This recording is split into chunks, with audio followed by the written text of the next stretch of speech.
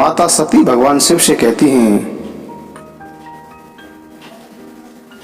कि करोड़ों धर्मात्माओं में, करोड़ों वैरागियों में, करोड़ों ज्ञानी, करोड़ों जीवन मुक्त और करोड़ों करोड़ों ब्रह्मलीन व्यक्तियों में वह प्राणी अत्यंत दुर्लभ है जो मद और माया से रहित होकर श्री राम जी की भक्ति में निरत हो। हे विश्वनाथ, ऐसी दुर्लभ हरि भक्ति एक कौए को कैसे मिल गई? कृपया यह मुझे समझाकर बताइए। भगवान शिव बोले कि जब दक्ष के यज्ञ में तुम्हारा अपमान हुआ तब तुमने क्रोध करके अपने प्राण त्याग दिए थे और फिर उस यज्ञ को विध्वंस कर दिया था। वह सारा प्रसंग तो तुम जानती ही हो। मन में उस समय बहुत सोचा और मैं तुम्हारे वियोग से बहुत दुखी हो गया। तब मैं विरक्त भाव से वन, पर्वत, नदी और तालाबों को देखता हुआ फिर रहा था।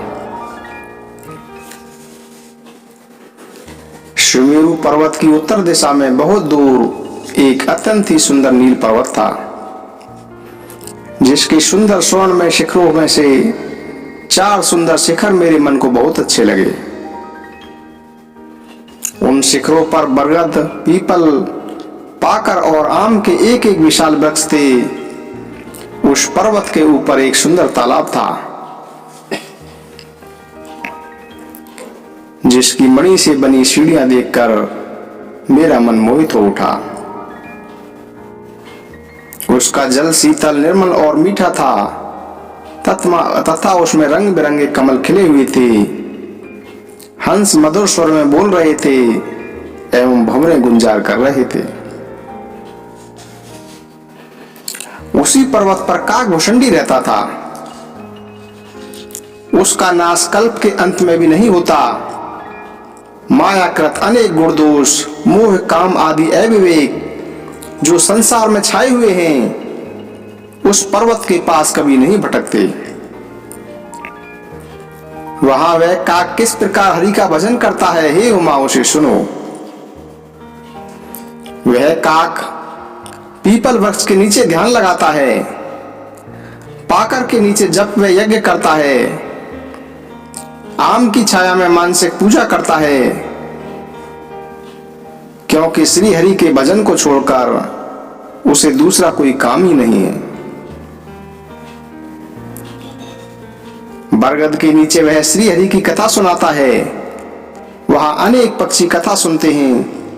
वह रामचरित्र को नाना प्रकार से प्रेम सहित आदर पूर्वक सुनाया करता है।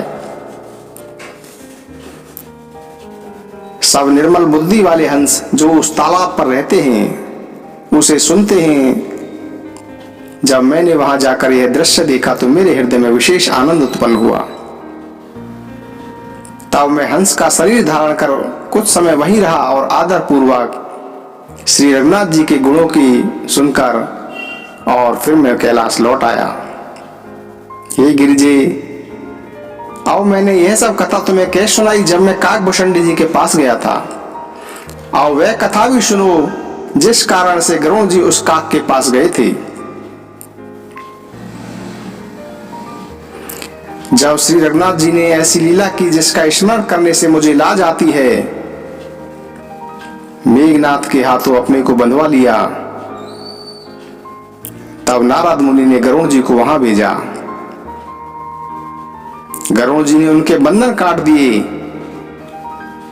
और बंधन काटने के बाद उनके हृदय में बड़ा विषाद उत्पन्न हुआ। प्रभु के बंधन को स्मरण करके गरुड़ जी अनेक प्रकार से विचार करने लगे। गरुड़ जी विचार करने लगे, व्यापक ब्रह्म बिराजे बागीशा, माया मोह पार परमीशा, सो अवतारे सुनेहु जग माही, देखिम सो प्रभावे कछु नाही।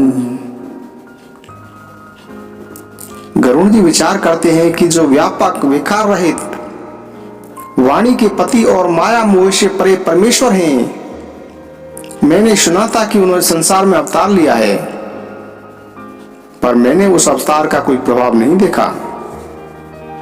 जिनका नाम जपकर मनुष्य संसार के बंधन से छूट जाते हैं, उन्हीं राम को एक तुच्छ राक्षस ने नागपाश से बांध लिया। गरुड़ जी ने अनेक प्रकार से अपने मन को समझाया, पर गरुड़ जी को ज्ञान नहीं हुआ। गरुड़ जी के हृदय में भ्रम और भी अधिक छा गया। तब से दुखी होकर तथा कुतर्क के कारण वे ही तुम्हारी भांति मोहवश हो गए। और गरुड़ जी व्याकुल होकर देव ऋषि नारद जी के पास गए और उनके मन का संदेह सुनकर नारद को अत्यंत दया हुई। और नारद जी बोले कि हे गरुड़, श्री राम जी की माया बड़ी बलवान है, जो ज्ञानियों के चित्त का भी हरण कर लेती है, उनके मन में भी वह मोह उत्पन्न कर देती है। उसने मुझे भी अनेक प्रकार नचाया है, अनेक बार नचाया है। हे पक्षीराज, वही माया आपको दुख दे रही है। हे गरुड़, आपके हृदय में जो मोह उत्पन्न हो गया है, यह मेरे समझाने से भी नहीं मिटेगा। अतः आप ब्रह्मा जी के पास जाइए और वहां जैसा आदेश मिले वैसा ही कीजिए। ऐसा कहकर देव ऋषि नारद जी श्री राम जी का गुणगान करते हुए और श्री हरि की माया का वर्णन करते हुए चले गए। तब पक्षीराज गरुड़ जी ब्रह्मा जी के पास गए और अपना संदेह उन्हें कह सुनाया। उसे सुनकर ब्रह्मा जी ने श्री रामचंद्र जी को सिर नवाया। उनके प्रताप को जानकर अत्यंत आनंदित हुए। ब्रह्मा जी मन में विचार करने लगे, मन में हूं करई विचारे विधाता, माया बस कभी को विधि ज्ञाता, हरि माया करे अमित प्रभावा, बेपोले बार जेहि मोहि नचावा। ब्रह्मा जी मन में विचार करने लगे कि कभी कोविद ज्ञानी माया के सभी वशीभूत हैं। भगवान की माया ने मुझे भी अनेक बार नचाया है। यह सारा चराचर जगत मेरा रचा हुआ है। जब मैं ही उनकी मायावश होकर नाचने लगता हूं, तब पक्षीराज गरुड़ का मोहित होना कोई आश्चर्य की बात नहीं है। फिर ब्रह्मा जी बोले कि श्री राम जी की महिमा को महादेव जी जानते हैं, इसीलिए हे गरुड़, तुम शंकर जी के पास जाओ और कहीं किसी से भी न पूछना, तुम्हारा संदेह का निवारण वही होगा।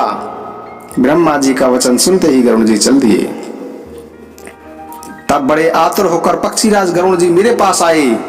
हे उमा, उस समय मैं कुबेर के घर जा रहा था और तुम कैलाश पर थी।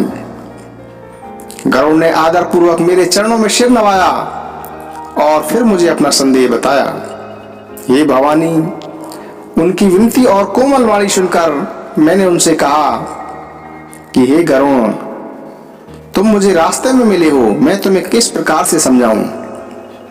तुम्हारे सब संदेहों का निवारण तभी होगा जब दीर्घ काल तक का सत्संग किया जाए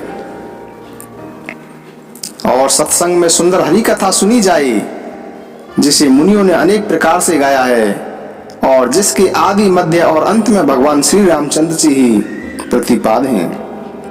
ये भाई, जहां प्रतिदिन हरि कथा होती है, मैं तुम्हें वहीं भेजता हूं। तुम जाकर उसे सुनो। उसे सुनते ही तुम्हारा सब संदेह दूर हो जाएगा और श्री राम जी के चरणों में प्रीति भी हो जाएगी। सत्संग के बिना प्रभु की कथा सुनने को नहीं मिलती। उसके बिना मोह नष्ट नहीं होता और मोह के नष्ट हुए बिना श्री रामचंद्र जी के चरणों में दृढ़ प्रेम नहीं होता। बिनु सत्संग ने हरि कथा, ते ही बिनु मोह न भाग, मोह गए बिनु राम पद, होई न दृढ़ अनुराग। मिलहीन रघुपति बिनु अनुरागा, किए जोग तप ज्ञान विरागा। बिना प्रेम के केवल योग तप ज्ञान और वैराग्य से श्री रघुनाथ जी नहीं मिलते। अतः तुम सत्संग के लिए वहां जाओ जहां उत्तर दिशा में एक सुंदर नील पर्वत है, वहीं राम भक्त काकभूषणी रहते हैं। वे राम भक्ति के मार्ग में प्रवीण हैं, ज्ञानी हैं और गुणों के धाम हैं। वे निरंतर श्री रामचंद्र जी की कथा कहते रहते हैं, जिसे श्रेष्ठ पक्षी आदर सहित सुनते हैं। आप वहां जाकर श्री हरि के गुणों को सुनो, उनके सुनने से तुम्हारा दुख दूर हो जाएगा। जब मैंने उसे सब समझाकर कहा, तब वह मेरे चरणों में सिर नवाकर वह आनंदित होकर चला गया। हे उमा, मैंने उसे इसलिए नहीं समझाया कि श्री रघुनाथ जी की कृपा से उसका भेद मुझे मिल गया, अपितु उसने कभी अभिमान किया होगा, जिसे कृपा निदान श्री राम जी नष्ट करना चाहते थे। फिर मैंने इसलिए भी उसे अपने पास नहीं रखा, क्योंकि पक्षी पक्षी की ही बोली समझते हैं। हे भवानी, प्रभु की माया अत्यंत बलवान है। ऐसा कौन ज्ञानी है जिसे वह मोहित नहीं कर दें। जो ज्ञानियों और भक्तों में शिरोमणि भगवान के वाहन हैं, उन गरुड़ को भी माया ने मोह लिया, लेकिन मूर्ख अभिमान किया करते हैं। यह माया तो शिव जी और ब्रह्मा जी को भी मोह लेती है, तब और तो कोई चीज ही क्या है। मन में ऐसा जानकर ही मुनिजन भगवान का भजन करते हैं। उसके पश्चात गरुड़ जी वहां गए जहां काकभूषणी जी रहते थे।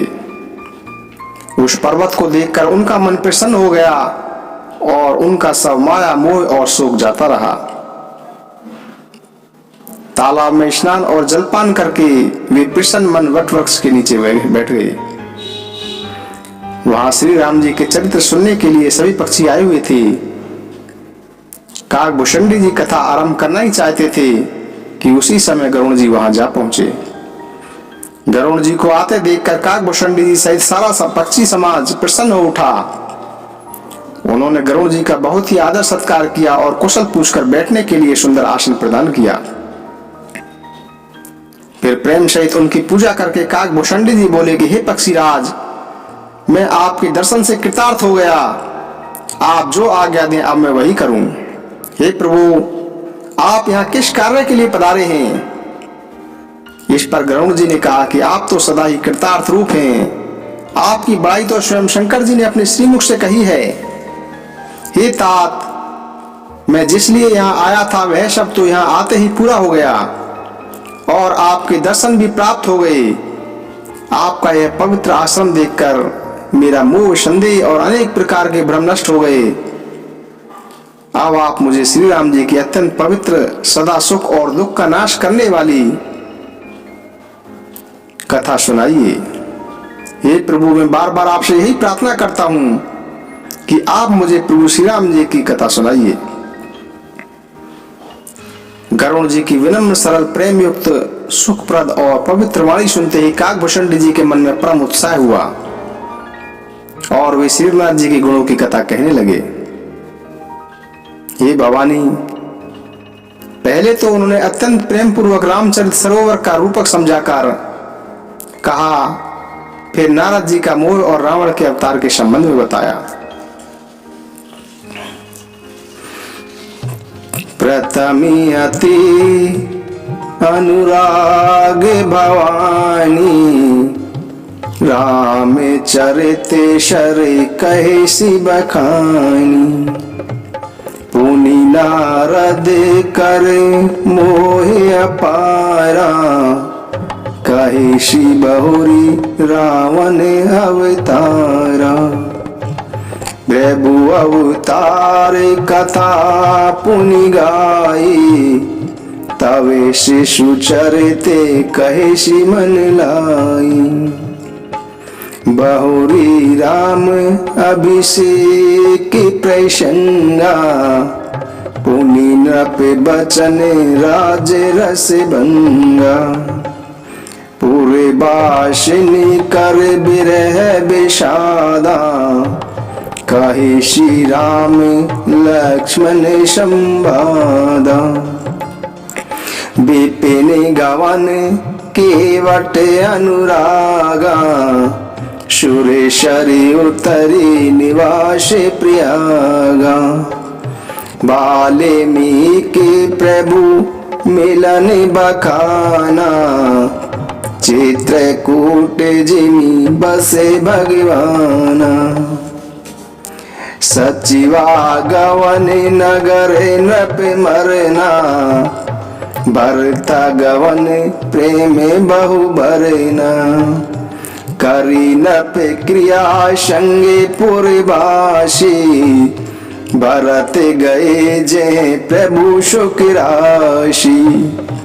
पुनि रघुपति बहु विदेश मुझाए, ले पादुका अवधपुर आए। भरत रहनी सुरपति सुत करनी, प्रभु और अत्रि बेटे पुनि भरनी। कही दंडक बन पावन ताई, गीत मैत्री पुनि ते गाई। पुनि प्रभु पंच बटी कृति भाषा, बंजी सकल मुनि की त्रासा। पुनि लक्ष्मण उपदेश अनुपा, सूपनखा जिमि कीन्ह कुरूपा। कार्य दूषण बद बहुरि बखाना, जिमि शव मरमु दशानन जाना। 10 कंदर मारीच बत कही, जेहि विधि भई सो शव ते कहीं। पुनि माया सीता कर हरना, श्री रघुबीर बिरह कछु भरना।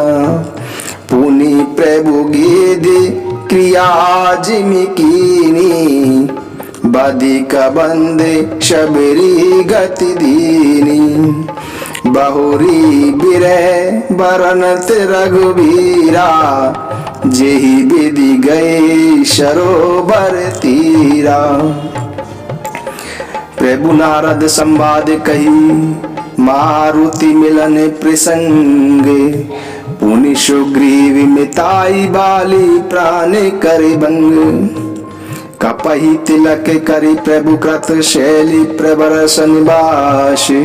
बरनन वर्षा शरद अरु रामे क्रोश कपि त्रास। जेहि विधि कपीपति कीश पठाए, सीता खोजे सकल देश दाई। बिबरे प्रवेश कीनि जेहि भांति, कपिनि बहोरी मिला संपाति। सुनि सब कथा समीर कुमारा, नागत भयउ पयोधि अपारा। लंका कपि प्रवेश जिमि कीना, पुनि सीतहि धीरज जिमि दीना। बन उजारि रावण प्रबोधि, पुर दहि नागेउ बहुरि पयोधि। आए कपि सब जय रघुराई, बैदई की कुशले सुनाई। सैन्य समेत जता रघुबीरा, उतरे जाई बारे निधि तीरा। मिला विभीषण जेहि विधि आई, सागर ने ग्रह कथा सुनाई। निशिचर निकर मरण विधि नाना, रघुपति रावण समर बखाना। रावण बध मंदोदरी शोका, राज विभीषण देव अशोका।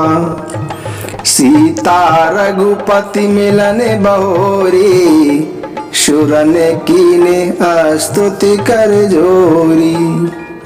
पुनि पुष्पक चढ़ी कपिनि समेता, अवध चले प्रभु कृपा निकेता।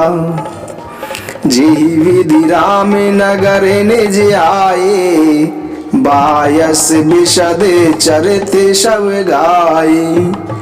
कहे शिबहोरी राम अभिषेका, पुर बरनत नप नीति अनेका।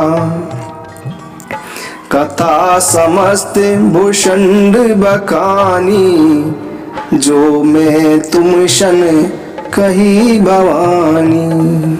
जो मैं तुम शन कही भवानी। जो मैं तुम शन कही भवानी।